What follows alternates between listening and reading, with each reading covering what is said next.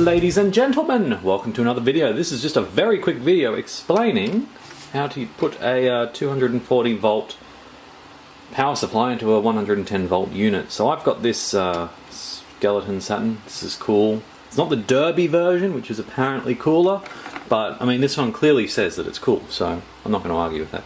So here's the original power supply. It was a 110 volt. I mean that's typically what you get from a Japanese or even a US Saturn. It's got 4 pins here. So 4 pins. Now the PAL Saturns have 5. Turns out the last pin apparently controls something to do with SCART, so it's not that important. Not for me anyway, since I don't ever use SCART. Ever. Composite for the win.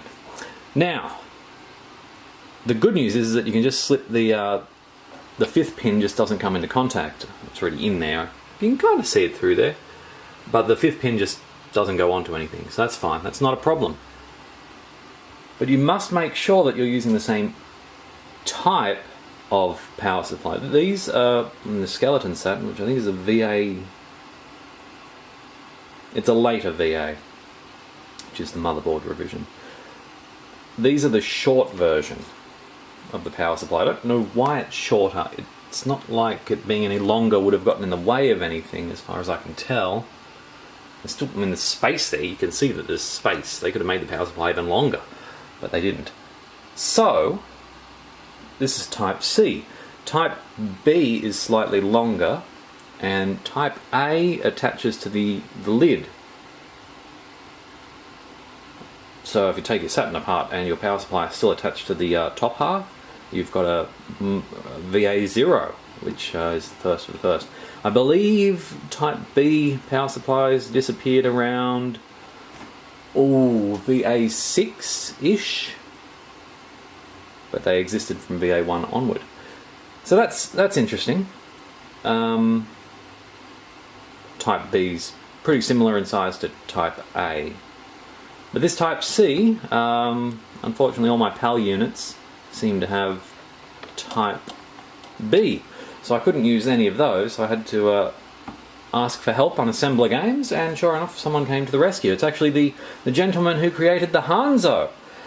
So, what a legend he is. And I believe he's also got something in the mail for me that I'll be reviewing in a future video. But we'll have a look at that when it turns up. So thanks to him, he knows who he is, and if you haven't bought a Hanzo or looked into them, have a look. I think I did a video on the very early production version model. They've improved a long way since then, let me tell you. I wish I knew where mine was, but I don't. Anyway, that's all I wanted to tell you, so thank you for watching, and now I can play my Sakura Taisen 2 in my This Is Cool Saturn. Thanks for watching.